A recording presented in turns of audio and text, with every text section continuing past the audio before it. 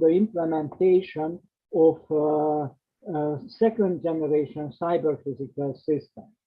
So the first topic is cognitive engineering of cyber physical systems. And the first block within this is about the attention domain of cognitive engineering. Obviously, when you see the title, you may ask immediately what you mean by cognitive engineering. As a kind of definition, I can say that cognitive engineering has its roots in cognitive science, and it developed into a new emerging interest domain, which is having both scientific and professional aspects, and started with conceptualization of so-called cognitive architectures. And nowadays, it is deeply focusing on intellectualization of application-specific problem-solving computational mechanisms and systems based on blended knowledge of cognitive science and computer science. So you may say, and you are right to say that, then it is actually a specific interest domain within the general framework of artificial intelligence research. Yes, it is, but it has, as many other fields, its specific objectives and specific approach. Let me specify the domains of cognitive engineering for you. First of all, it is focusing on underpinning cognitive theories. What are the theories which are making cognitive engineering possible? Then it focuses on the system level awareness mechanism. So when not just a particular algorithm mimics certain awareness, but the whole system shows this feature. And the same on the system level reasoning mechanisms.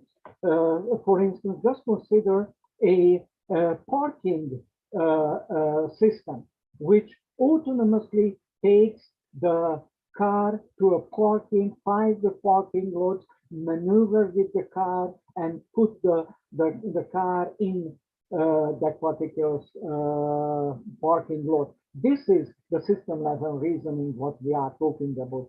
Then on the next level, and still on the system level, we are dealing with also evolutional mechanisms when we do cognitive engineering, also system level supervisory mechanisms, which involves human behavior and human interaction as well, and system level learning mechanisms. So not necessarily one particular mechanism, even a combination of matching learning mechanisms based on which a complex system or systems of systems can solve their problem. And then obviously behind everything, we have something like natural language processing, because natural language-based communication will be very important in communicating with next generation cyber physical system. Also, computer vision and image recognition is an important field. Just consider, for instance, autonomous driving. Then general pattern recognition for classification or clustering problems, and obviously handling the emotional intelligence and doing something with the emotional and intelligence. So these are the domains of cognitive engineering as we see it today. And obviously it is emerging, developing, and there can be changes time to time. The literature shows that actually these changes are appearing. Now, then I would like to ask every one of you get involved in the following small exercise. And please just communicate with me verbally. I hope I will hear it. And the issue is, let's start with this. Here is a kind of quiz. 1 plus 4 equals 5. 2 plus 5 equals 12. 3 plus 6 equals 21. And then 8 plus 11 is the question, what it equals with? Can you give me what to place into the position of the question mark? Do you have any idea about it? Someone?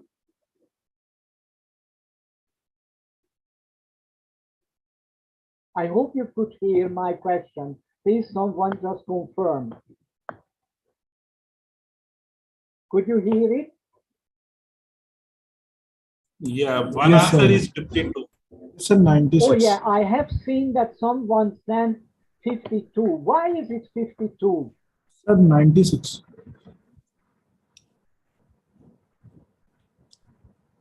How 52 came? Sir, it will be 96. 96. 96. They are saying 96. 96. Oh, Yeah. who said, okay, someone said 96. It's interesting. It's interesting. So look, this is what we can observe here, that something strange is behind this, because actually the way of looking it influences the result. And let me show you what I meant by this. Because the answer, and congratulations to who said it, is really 96 if we follow this pattern. So it means that x plus y equals z. In this case, this is the sequence, what we have to do, because 2 times 5 here and 3 times 6 and 8 times 91 really gives the 96. Very well. Someone else could get to the same answer in a different way, for instance, generating the running total, z plus x plus y equals z. So this is how it is, the running totals as they are circulating. But the result is also 96 in this case. But what you see here, that there are 2 different methods for our cognition to come to the same result. But here is the surprise, please. The answer can be also 40. And if someone thought of it, he was right, because it can be also a kind of direct totaling approach, which is working like, which is working like this. So 0 plus 1 plus 4 equals 5, 5 plus 2 plus 5, 12, and so on and so on. And then the result is 40. So this is what we see here, that the human cognition is really working in that sense that it finds out certain methods for solving the problem and make decisions. It's very important which alternative to select. So this is an important thing. But let's try to elaborate on it further, and let's see what we have to know about it. First of all, what was needed? We needed an insight. We also needed some sort of intellectual behavior and endeavor to solve the problem. And then we needed the cognition. And it means that the insight is a kind of intrinsic ability of dealing with cognitive complexities and to reduce the cognitive complexity into manageable simplicity. This is what we did. If we don't do it, then we cannot solve this problem. And this is obviously already a manifestation of the personal intelligence. Then the behavior, the attitude, and organization of the way of acting. Here, most probably, you also consider to approach the same things in a different path. And obviously, this behavior means a decision-making behavior. So not accepting the first triviality, but looking around if there might be anything as a kind of possible solution. So in this particular situation, it was necessary, obviously, and this is also a manifestation of the personal intelligence. And if we go further, this cognition is one of the most complex activities, mental activities here, brain work, if you like. This is the operationalization of the abilities provided by human intelligence. So everywhere human personal intelligence concerned, and for instance, elements of it are logic, learning, understanding, planning, awareness, emotions, creativity, and problem solving.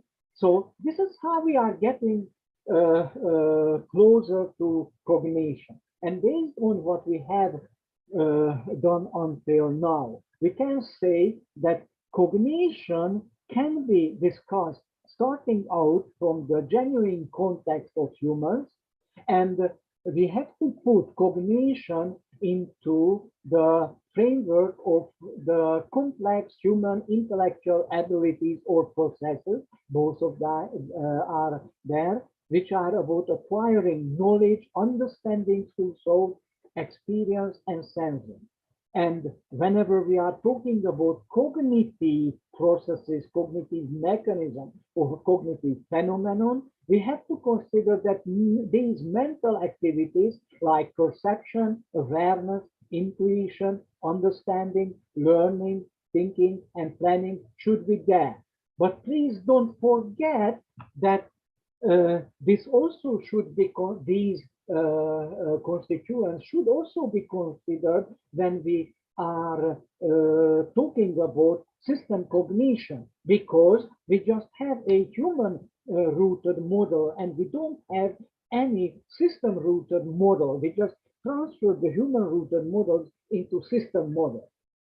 So this way, with this transition, cognition can be one of the enablers of intelligence. And as I beforehand said, one of the topic of cognitive engineering to clarify something about intelligence. So in the next slides, I would like to go into and in fact dive into the topic of intelligence and to know more about intelligence with a view to intelligence of systems, in particular next generation cyber physical systems. Why is it important? The answer is simple, because there are uncertainties everywhere.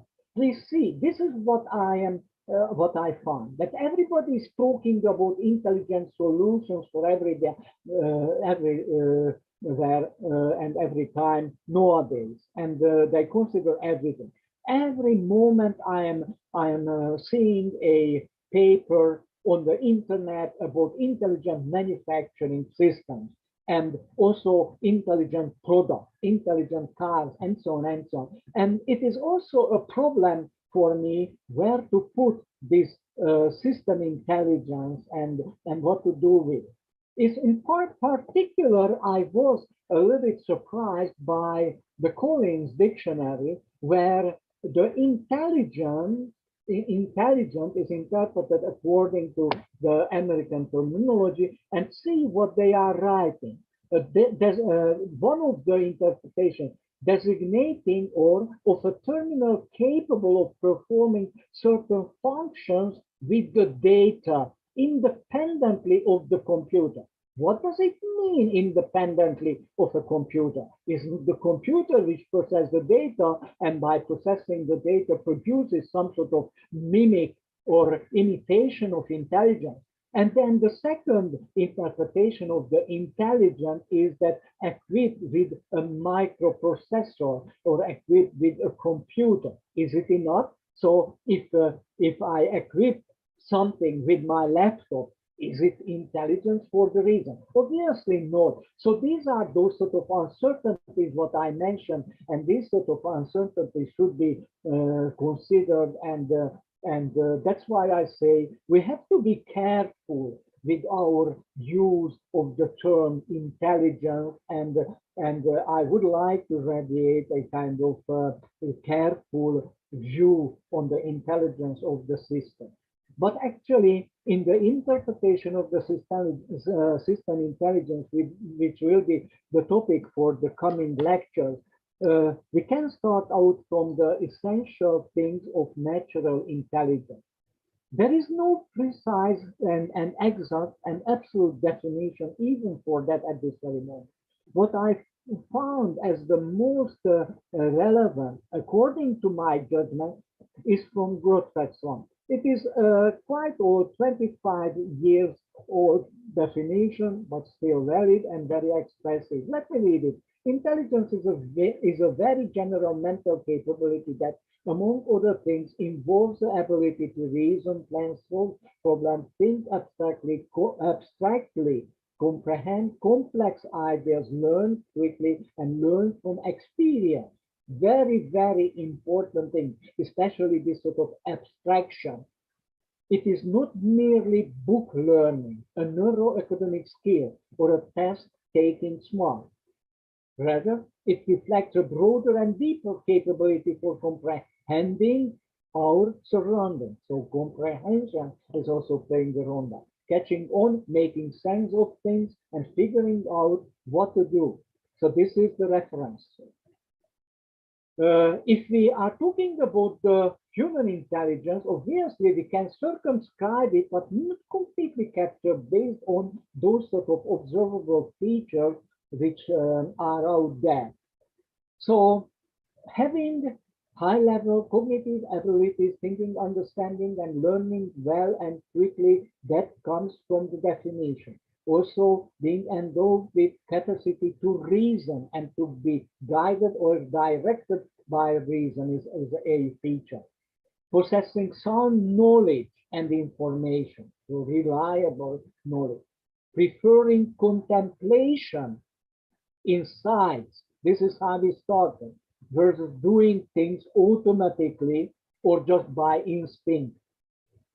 Revealing or reflecting good judgment or sound through thought in different contexts.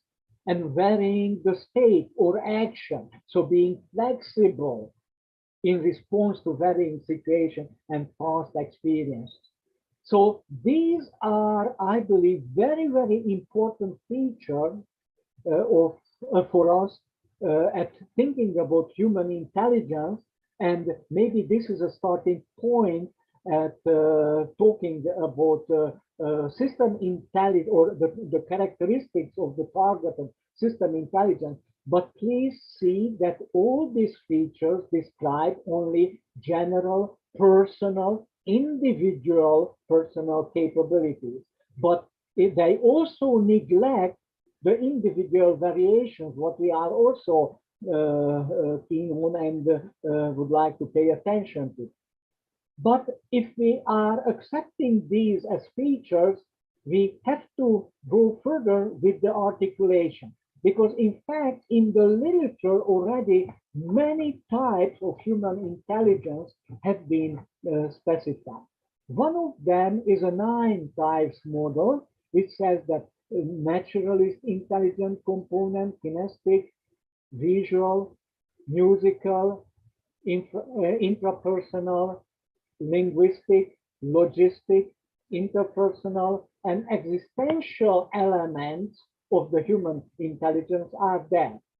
So if we consider all these things just for the individual personal intelligence, then we have to observe an innate complexity and heterogeneity, because how, for instance, the intrapersonal insight generation come together with, for instance, the interpersonal communication. These are the heterogeneities and complexity.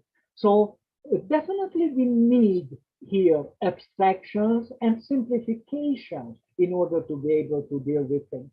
Implementation of the abstraction is rather premature in systems, and for this reason, we don't know yet how to capture abstraction in smart cyber-physical systems, and also how to make semantic simplification. Obviously, we have all kinds of ontologies, we have all kinds of knowledge repositories, knowledge graphs, and these sort of things, which are providing certain type of taxonomies based on which these sort of simplification or complexifications can be done, but we are just at the beginning of the road. More important thing is, I believe, that actually the personal, the individual intelligence is just one form of the human intelligence, because actually it has four fundamental components. This is what I would like to present you, and I will refer to them as intelligence strata. The lowest level is what I already talked about, the problem solving and behavioral intelligence of human individuals. The second level is the specialized collective intelligence of human, typically professional teams or groups, based on the interaction between the people included in teams or groups, based on the memory sharing or the history. It is definitely not, this intelligence is not equal with the intelligence which is owned or possessed by a individual. Then the next level is a kind of intelligence which is related to human communities or population.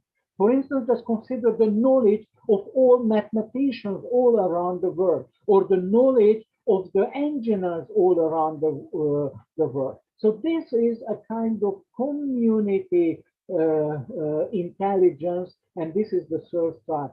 But don't forget that on top of everything is the all-embracing so-called total intelligence of the mankind, which makes us capable to go to the moon or to send different equipment to the Mars and so on and so on. And this is what we have to consider.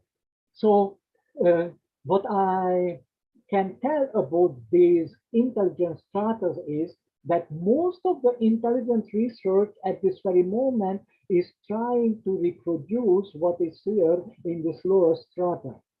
There are, however, some endeavors to move towards collective intelligence, but I hardly read any scientific or robust professional validated paper related to the intelligence of human communities and how to capture it, how to formalize it, how to forward it into systems, not to mention the total intelligence of the mankind. So these upper two stratas are hardly offended at this very moment. So we have to see that we are dealing with in the framework of artificial intelligence is just a fragment of the total human intelligence. And this is what I cannot read in many papers, in many books, but I thought it is important for me to communicate it with you. All of you know that actually we are in the third stage of artificial intelligence development. It started with the so-called weak artificial intelligence, which aimed at tool development. After tool intelligence was the focus. Then we moved towards the strong artificial intelligence, which considered sensing, learning, decision-making, adapting. And now some people are talking about the super artificial intelligence, autonomous decision-making, and evolution. I believe that we have a lot of things to do here before we can go into smart cyber physical system, not to mention cognizant system. So this development is obviously not a linear development. We see that now those sort of things which are renewed for the strong artificial intelligence research, even machine learning, are getting exhausted, and we don't know how to go further. And most probably there will be an coming winter again in terms of the development. But overall, what is accelerated is growing, and this is very important because the overall knowledge related to any form of artificial intelligence. And then when we are talking about artificial intelligence nowadays, it is a very broad and very diverse picture, as you can see from data interpretation through pattern recognition to deep learning and monitoring and agent development and emergent behavior study. It is focusing on everything. Difficult for this reason to understand. So this explains why there are four attitudes towards the AI proliferation. There are optimistic people who say that the human intelligence will be replicated. Other people say that human intelligence may be replicated. These are the pragmatists, may, not for completely sure. Then the other people, the doctors, they say that human intelligence cannot be replicated. And then there are the pessimists who say we don't need to replicate it. And because it mustn't be replicated. If we replicate it, we are against the mankind with it. So you have to see all these sort of things. And the critique of the AI, what I offer you at the end of this book as a kind of takeaway. Intelligence is a property of the human being and any living subject in a lower level. So it is very difficult to associate it with non-living things. And later on you will see that it has a role, even a bigger role with consciousness. So AI is an actually overused term in information sciences and information technology. The term artificial means human-made rather than that this intelligence, what is created this way, will exist as a kind of genuine type. The real intelligence of human being is necessary to get it. I mean, without modeling, without practicing human intelligence, we cannot get it. Therefore, I believe the best term to use that it is a kind of pseudo-intelligence.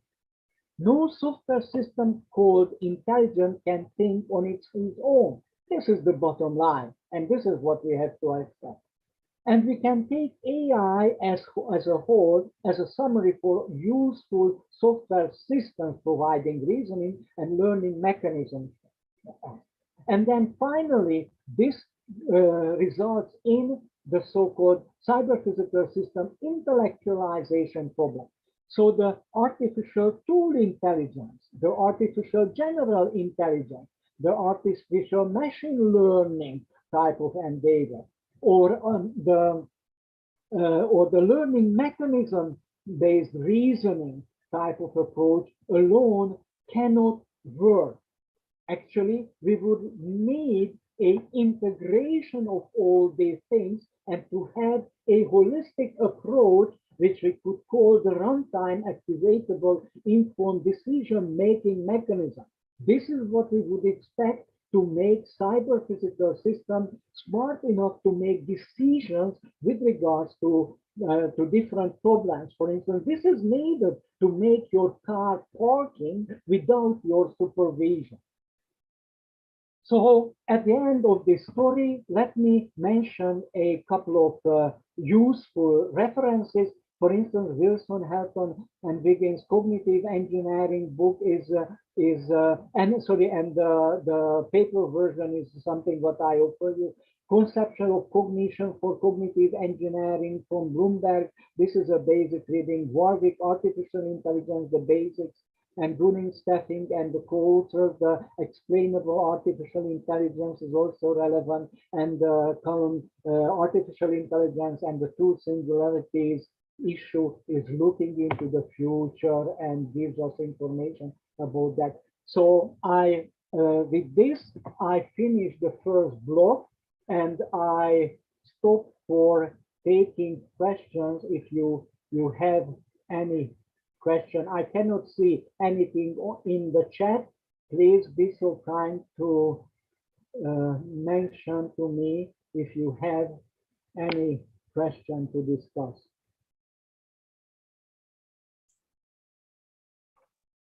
So, any questions from the participants?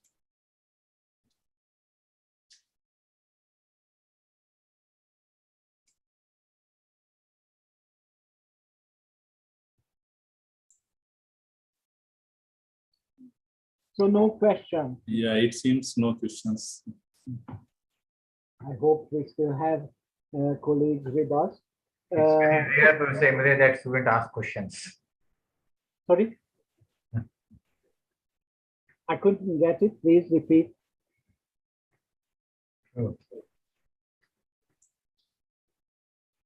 Puneet, you were saying something? Yes, Vijay. Yeah, You were talking. what happened? It seems there is some problem at your end, Puneet. I am also feeling because I am that you become host actually, because I'm feeling that so voice is coming after certain stopping. I don't know what is happening. Some delay. I think you are getting some delay. Okay, gentlemen, the time is going further. So then please allow me to continue with the second block. Please and, continue. Please continue. Share the screen again. And then go back to my presentation, the second part of my presentation, which is a kind of continuation of what I previously said. Previously, the focus was on the cognitive aspects and capturing cognition as part of human intelligence. And now we would like, or I would like to take you into a even more fundamental issue, because the relationships are like this. Cognition is part of intelligence, but intelligence needs consciousness in order to emerge and be with us. This is why I address the consciousness issue, and the same like with intelligence. You can see many papers who are claiming that, or which claim that consciousness can be implemented in cyber physical systems and should be implemented in smart and later on intelligent cyber physical system, whatever it means. And some people say that be careful because we have a problem with consciousness. Even the interpretation and the capturing of the consciousness is too challenging for us. So for this reason, I would like to present you the current understanding, which reflects obviously my and our understanding of consciousness, and some issues which are important with regards to putting it into the context of intellectual cyber physical systems. So we were talking about intelligence beforehand, and we identified some parts implicitly, which are the fluid intelligence and the so-called crystallized intelligence. They together gives a kind of meta-level capability, which is very often referred to as wisdom. The fluid intelligence part of this is actually the cognitive competences. This is typically what is measured by psychologists through the IQ indices. And then we have the crystallized intelligence, which is the accumulated knowledge and experience. Now they are they interact obviously, and then they are somewhat backed up by the genuine human consciousness. So this is how we have to place consciousness on the broadest landscape. Consciousness is everything which is referred to as human, physically, and mentally obtained experiences. So experiences. Seeing with the mind the existence and the relatedness of the things that are not in any logical way naturally related. So seeing with the mind, this is a fundamental term here. And then we can say that a conscious being is subjectively and uniquely aware of and responsive to the surrounding. So it means that I observe a different reality than for instance, Vijay or Pune observed. And we have this unique experience with that. When we are talking about consciousness and its individuality, then we also reduce it to some sort of awareness of external environment, objects, states, or facts. But awareness of internal thoughts, memories, volitions, feelings, sensations also belong to this. But it is still debated if consciousness is externally or internally informed. So what is the root, from where we get, let me put it this way, from where we get the information what causes the consciousness? This is unclear for the time being. And obviously, if we want to get closer to the consciousness, then we somehow have to capture the behavior of the human brain. It is not a simple task because it is firstly relying on biophysiological metabolism and psychosomatic mechanisms. On the other hand, it is also based on complex associative mechanisms and abstraction mechanisms. So the abstraction is with us. We have it as an innate capability. And then, obviously, the relationship between them is not clear. Is it a brain approach or is it a mind approach what is to be followed? So what we have to know that most of the inherited life functions are some conscious or unconscious. When we are breathing, we are not thinking about it. So it is done unconsciously. Most of the acquired life functions, however, for instance, learning or problem solving, are conscious and cognitive and do have a cognitive basis.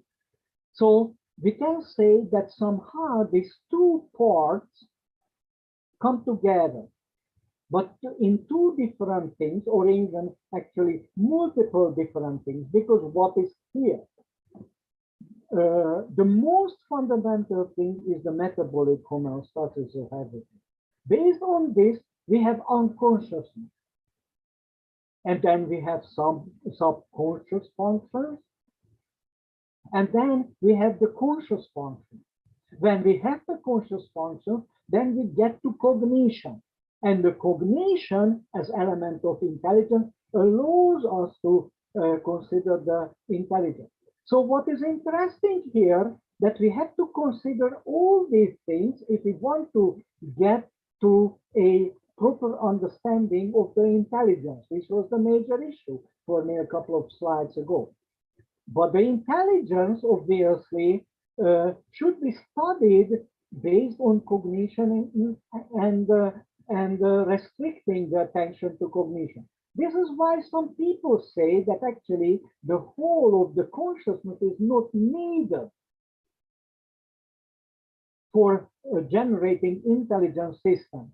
They say that we just have to replicate the cognitive capabilities, and based on that, we can have an intelligence. Yes, but this is what I said, that it is not the full human intelligence. It is just a mimic intelligence. It is a replication of the human intelligence. And this is important for us to see in this context. Also, obviously, the opinions are not shared related to the very essence of consciousness. Actually, they are two contradictory, I should say, but at least opposing positions. One, which is taking the animate systems of the starting point, like the humans and animals, and talk about a natural consciousness related to them. The other side starts out from the non-animate systems, universal consciousness. This is what they say exists there. And then the issue is that how these two things relate to each other. And here they define the people who are working here related to the natural consciousness, they say that we can identify a fundamental type of consciousness, what they call access consciousness. And the others say that it is what they study, what they are talking about, the phenomenal consciousness. And access consciousness is something what science can do, refer to the empirical phenomena, multiple, pertaining to the brain, which are addressed by neuroscientists and many other people. The other one refers to the entirely non-empirical, so philosophical or even hypothetical phenomena pertaining to the mind, which are completely intractable to the methods of science. So this is what we have. And obviously there is a complex situation here. Both sides say that I am the right. And this is, we can talk about eliminative idealism, or we can talk about eliminative materialism. So what is true here? This goes back so deep as the mind and brain problem. The material part or the physical or the mythical part comes first. We don't know it, but I believe no one can ever know it, and therefore better to accept this sort of dialectic relationship. So hope you could follow my interpretations, and let's elaborate a little bit more on that. The access consciousness refers to the empirical phenomena pertaining to the brain, the sort that neuroscientists can address. This is what I said. But more important is that it advocates denying the existence of the free consciousness. So we cannot have the two together because they have completely different fundamentals. And actually, those who are approaching the consciousness from the material side, they believe that the other part is an illusion. And the opposite is there with the phenomenological consciousness, because it is entirely non-empirical, and it raises all the physical problems of consciousness, you know, which are holistically considered and pertaining to the mind and the mind studies, etc. And then the question is, you might ask, who is right? And I said that we really don't know. Most probably there is some dialect here. I don't know if it will ever be a dialogue, but I believe the truth is always in between, and that's what I'm concluding about that.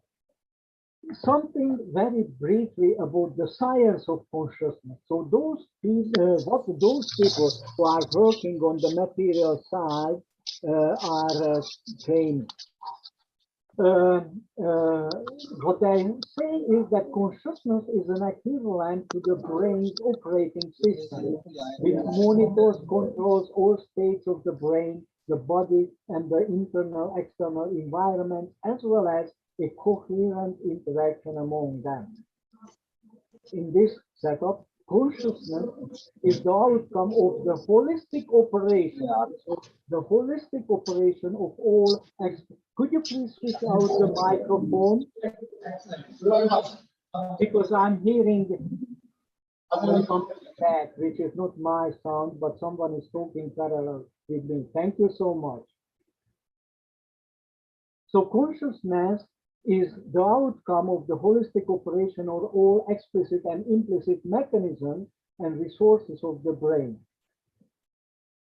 If we want to explain it, we have to accept that the sum of the parts of the brain is not equal with the whole or the outcome of their operation. So reductionism is most probably not working here.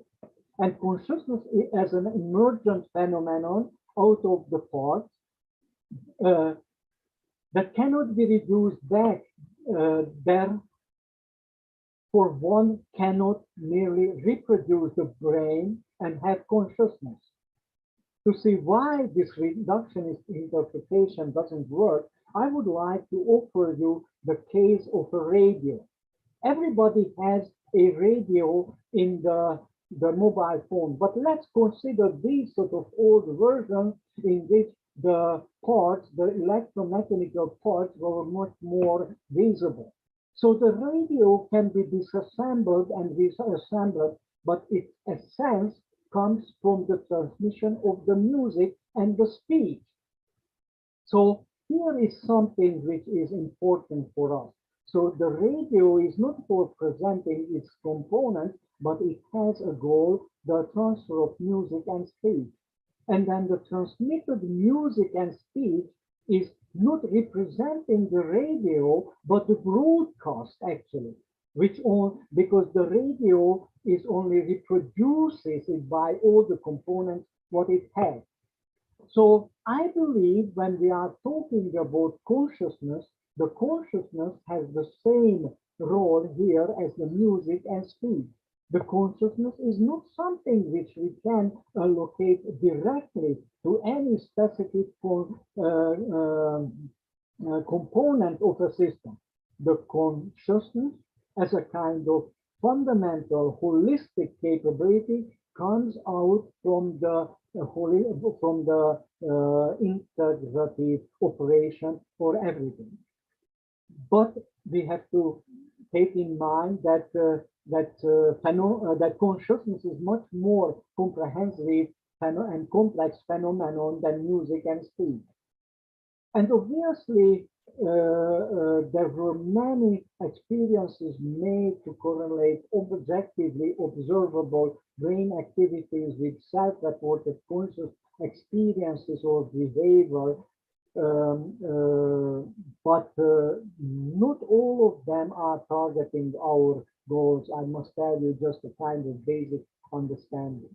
So then what is wrong here with the standard scientific approach, or can we study consciousness at all with that means and or with those means and with those sort of approaches what we know from standard science?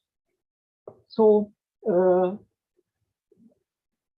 the basic assumption is here that if someone finds something in science, it can be presented to the others and other people may agree or object it.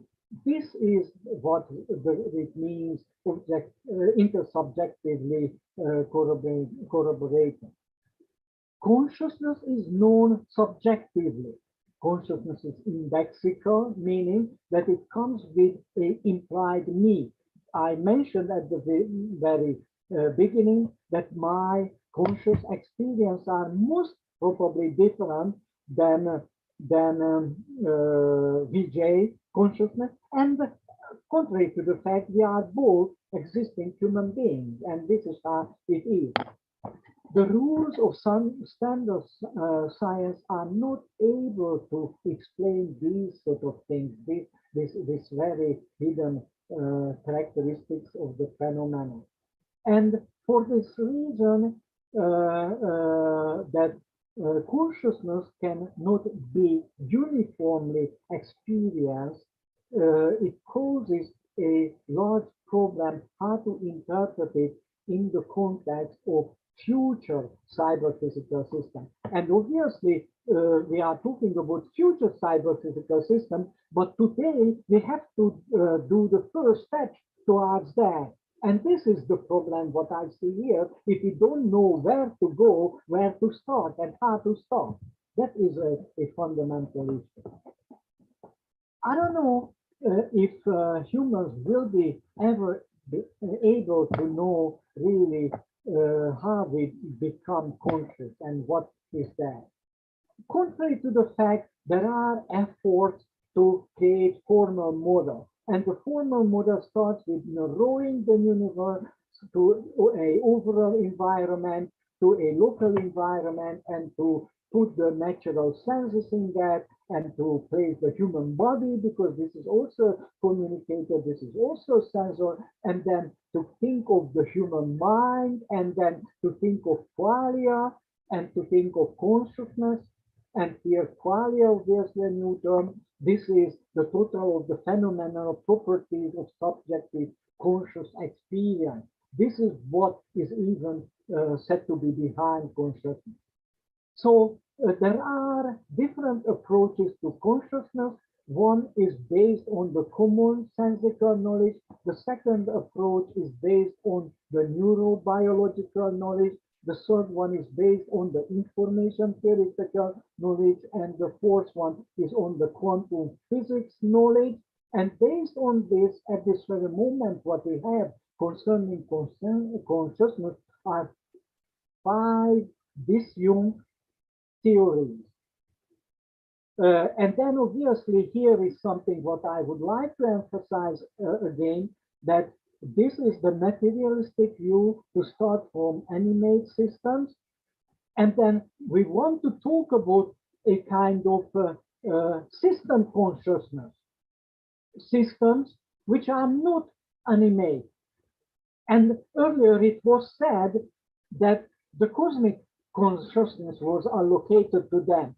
But here you see immediately there is something what I see a paradoxical situation. And this is how we have to look at all the theories which are trying to explain human consciousness, and also those sort of follow-up theories which are trying to forward these to, I mean, the knowledge about the human consciousness to advanced systems. The first theory is biologically based. The second theory is the neurophysically based theory, and then there is a cybernetics theory of that, the information integration theory, for instance, and there is a quantum physical theory for that. And then what we are also expecting as a kind of fifth theory is a synergistic theory of consciousness, which would consider the informational, the biological, the quantum, and the neurophysiological aspect of it. But we are far from it. So actually, the issue is that the qualia is not really qualified or explained at this very moment, and therefore we don't know at all how the consciousness is formed. These theories, what I mentioned, all have their own hypothesis, and they start out from that.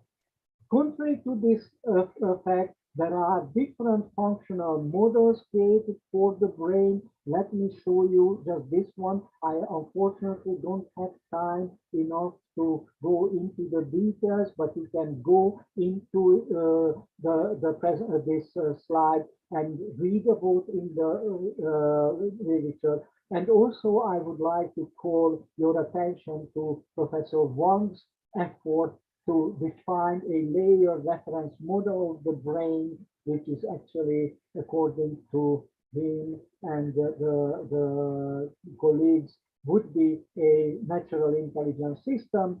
It tries to capture the subconscious functions as well, sensation, memory, perception, and action functions. And then comes obviously the conscious life functions, what they believe that the metacognitive functions and higher cognitive functions can substitute. Suggested literature at the end of the story. So there is a nice paper under this title, What is Consciousness and Could Machines Have It? Very, very interesting paper. Then Chalmers' work, obviously, on the meta problem of consciousness, the hard problem of consciousness, should be read if you want to study further on this particular topic. And then Wang's presented the layer reference model of the brain. In this particular paper, we can read about it. And then Kikuchi and other editor or co-authors presented a paper in the Journal of Neuroscience, which is about interactions between conscious and subconscious signals. Very interesting to and very meaningful to read to understand the role of the subconscious. And the rise of machine consciousness from Reza is a paper what I suggest to, and Alexander paper of the designing conscious systems might be considered by you. So this concludes the first hour presentation. We have to conclude. So in the first block, I summarized the cognitive engineering issues, and I presented cognitive engineering as an emerging scientific discipline, mainly as a subfield of artificial intelligence research. The second block addressed the consciousness as a kind of terra incognita, an unknown domain. And we also looked into the future research and development opportunities. That was the reason why I mentioned those examples, what were included in the presentation. And then please stay tuned for the next lecture. I finished with this first lecture, and I would like to stop sharing the screen and offer this opportunity for discussing what you heard. Was it interesting? Was it manageable? Was it strange? Please comment on it. Thank you, Professor. I hope you heard some new things, you know, even those who are working in the field of intelligent production systems, because I believe these thoughts are very, very important also over there to consider.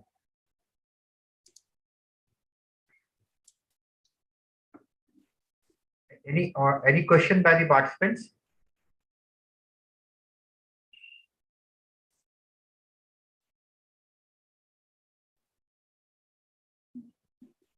Any comments also?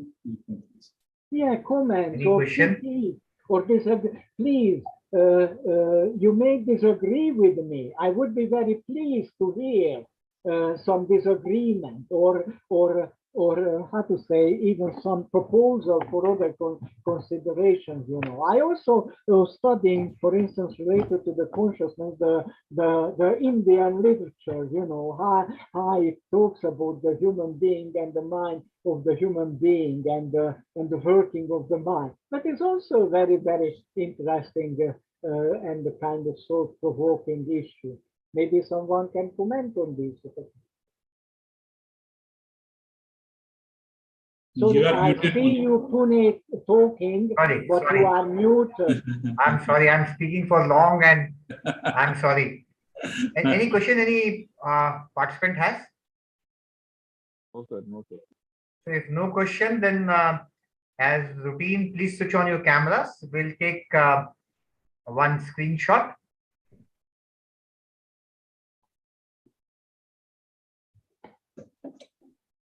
All of you, please switch on your cameras.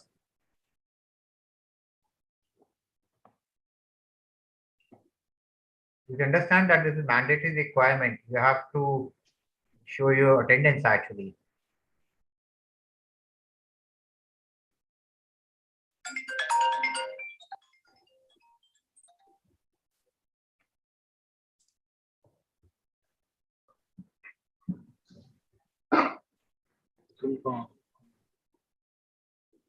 Am I audible or not? I couldn't see the cameras being on by most of you. They are just opening their cameras actually. There's some issue at my end. It seems like the video and the audio are stopping very frequently. Actually, yes, maybe some network issue is there. In the break, you can log out and then restart. Yeah, so we can take a snap. Still, I don't have. Most of the people have not switched on the camera. 16 plus 21, 22.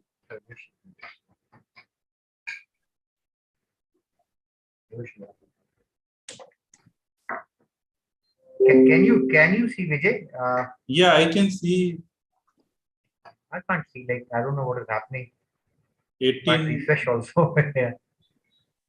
I can see 18, 18, 17.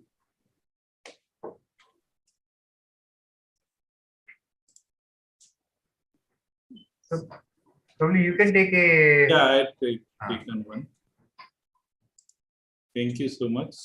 And then we'll meet at 3:15. No, just wait. All of you, please Yes. switch on your camera. Please don't close your camera.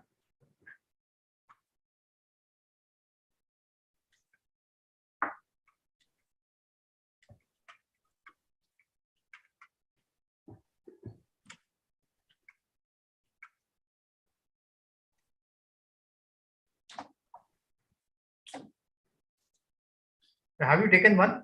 Yeah, I've taken one. Vijay, have you taken? Yeah, I've taken. So thank you very much. And then we break for the short break, basically. Yeah. So we'll be back at 3:15. Start at quarter to Yeah, yours. Quarter to 11 your time, quarter to 10:45, 11 my time. Yeah, and that's right. 3:15 my time. Thank you so much. See you then. Thank you. I'm Okay, just thank you.